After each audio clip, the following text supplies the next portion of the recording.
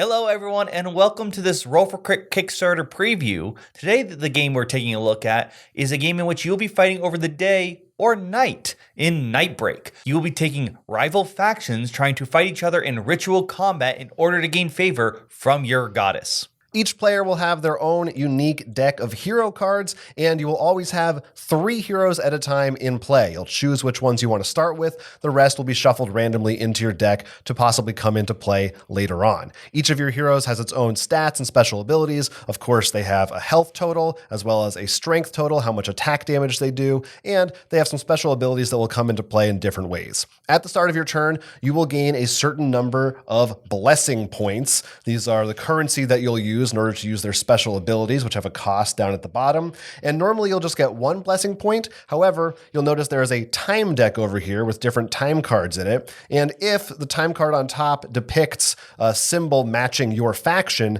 then instead you get a number of blessing points equaling those icons. So in this case, the knight player will get 2 of their blessing points to start their turn off with. Then once that's set up, you are free to swap 2 of your heroes' positions if you would like. You can just swap between them. They're different ranks. The ranks are what each column is referred to as, their position in the playing field.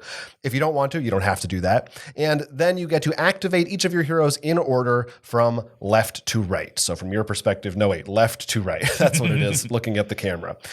They will each have a few different options they can take. As I said, they can spend points if they have enough to activate one of their abilities, which could have a number of effects, dealing damage, doing various conditions to the other heroes, etc. And then they must attack at the end of their turn. That will be the last action that they do. Attacking is very simple. Simply inflict the amount of damage indicated in their card to a different hero. Who they attack depends on the type of attack they have. So this guy is melee. That means that he just attacks the person right in front of him. This one over here is ranged. Ranged heroes can attack anyone in any of the 3 columns. And then there are spellcasters who just can't attack the one directly in front of them. So they're like the opposite of melee. This one here could attack either of these 2 ranks, but not this one in the center. And however much damage they do, you will mark it using a die or counters, whatever you have handy perhaps, and then you move on to the next hero who does the same set of actions. Again, they all must attack, but they also may activate one of their abilities if they have enough blessing points to spend on them. At the end of your turn, any that you didn't spend will go on to heroes of your choice, and you can use them for later on. And there's also a couple more actions that you can use if they have these icons on them.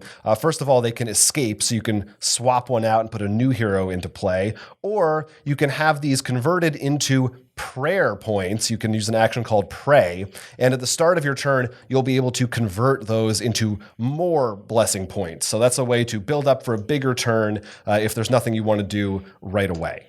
You're going to be going back and forth until the time deck runs out, which it sort of shifts between the players, giving one side more strength than the other. So you're going to have to plan accordingly to when you think it's going to be more advantageous your turns, or maybe when you're going to have some weaker turns. Now let's go back to actually dealing damage. If you're actually able to knock out a hero and deal enough or more damage than they can take, you've overwhelmed them. They're going to get discarded. You will get 1 favor from your goddess, always nice. And then your opponent is immediately going to play a new hero from their deck. If they don't like that hero, they can discard that one and play another one, but the next one they have to keep. Now, the hero they play, you're going to look at this banner symbol, because that banner symbol means this triggers when that hero enters play. So in this case, it would deal damage to a bunch of injured heroes. We're not set up for that right now, but you can guess that can help swing the battle in your favor. Keep in mind, straight up damage is not the only thing these heroes can do. Sometimes some heroes, if they can heal damage on your own team, making it much harder for your opponent to kill them. There's also plenty of different conditions you could apply to a hero, be it immobilizing it so they cannot retreat or escape, stunning them so they just can't activate, or wounding them, which acts a little bit like poison in video games, where anytime they activate, they're going to take some damage. Now, you're going to be going back and forth, like I said, until the entire time deck runs out. Once it's done, you're going to see who got the most favor from their goddess. Whoever did is the winner.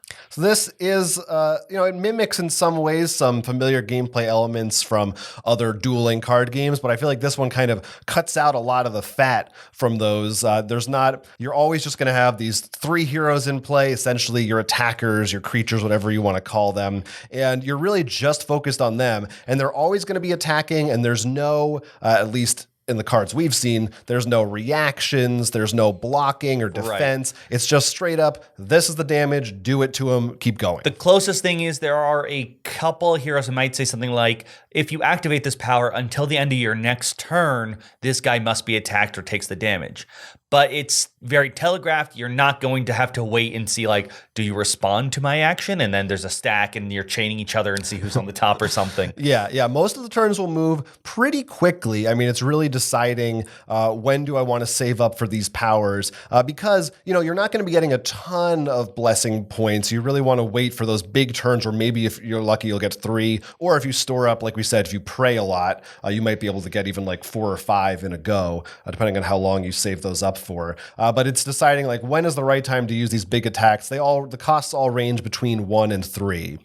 So there's nothing too crazy on that front. In addition, that this time set is ordered depending on who goes first. Right. And that way that works is pretty much the second player tends to have more given to them early on, with the first player getting more of those at the end game. So you're going to have to use your strategy to be like, I know that because I'm going first, I'm going to have a huge turn near the end, so maybe I need to hold out a bit more till then. Yeah, the balance will sort of shift between the players. You'll kind of go back and forth, trading off stronger turns. Another thing I like about this is it doesn't feel too terrible when one of your heroes dies. You're always going to have 3, and it's not about like killing all your opponent's people first or getting through to your opponent to take out their life force. You're just on a timer, so even though you might kill a bunch of their heroes, the game still continues. And you're going to have a chance to make that up again. And of course, there's retreating you have to keep an eye out for. And even then, when you take someone out, what the card that replaces it, sometimes you want them to do that because a lot, maybe the way you've built it, you're just going to counter with a whole lot more damage depending on what heroes you have in your stack. Yeah, those arrival abilities can be really, really handy, and it's a very nice consolation prize for losing a character. Now, they also sent us alongside this prototype copy of the game a booster pack. I mean, yeah, but this time we get to actually open a pack for you and see what this is like. So yeah, go do the honors. You're the trading card guy, so we're going to see what we got. Yeah, it'd be bad if we like ripped the cards accidentally on camera. I'm trying to my best. I should have brought like some scissors or something, I think. No, that's all right. This is the way everybody's going to do it. And yeah, this is how they're going to do it on camera awkwardly. Oh god, I see foil there. Oh boy. Oh yeah, I believe these might all be foil cards. Okay, this is we definitely got a pack of the Sun faction. So I guess let's start. Oh boy, right. Make sure we hold them for them. Look at this. So these are shiny cards, but maybe we just want to scan through them real quick and see if there's any particularly of interest. This one looks really cool. I don't recognize this person. And. Oh, you actually get a foil favor.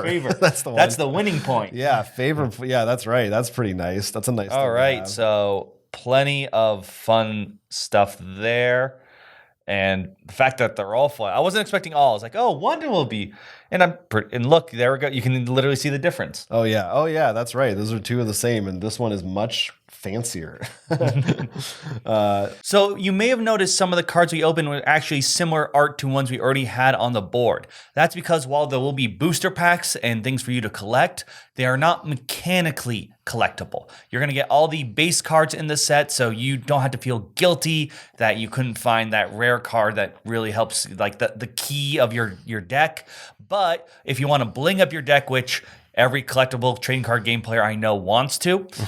This will allow you either with lots of nice foily cards. That's right. So you can go to those booster packs and you'll still get a randomized set of cards. And that, again, may include holofoil or alternate artwork. But if you are fine with just the regular base set, there's no issue just buying that and you will get all the cards that are currently available that you need. So it's a nice, friendly way to do it for people who like the collectible aspect, but you don't have to feel that FOMO. Yes. I do know that the first edition box should come with one randomized holofoil pack. So that's something you may get if you check out that Kickstarter page. Let us know in the comments what you think about this game. There actually is a tabletop simulator version, so maybe you've had the chance to try it, or which aspect of it you're looking forward to trying out in person. If you like this style of trading card game, and I would say if you're looking for something that's a little leaner, a little faster, this is something that maybe you want to check out. It's called Nightbreak. We will have a link to it in our description down below. And of course, you can take a look and let us know in the comments section what you think about it, or which card you're most excited to try out. Yeah, let us know if you're backing it and which side you would fight for, the day or the night. Yeah. Until then, I'm Will. I'm Jonathan. And this has been Roll for Crit Preview. Hey, why don't you like this video for us to help us out, or even subscribe to the channel, or even support us on Patreon, where for just a few bucks a month, you can get some really cool extra content. We also do live streams on our Twitch channel and a separate YouTube channel. You can find links to that in the description. You definitely want to catch us playing board games and video games over there.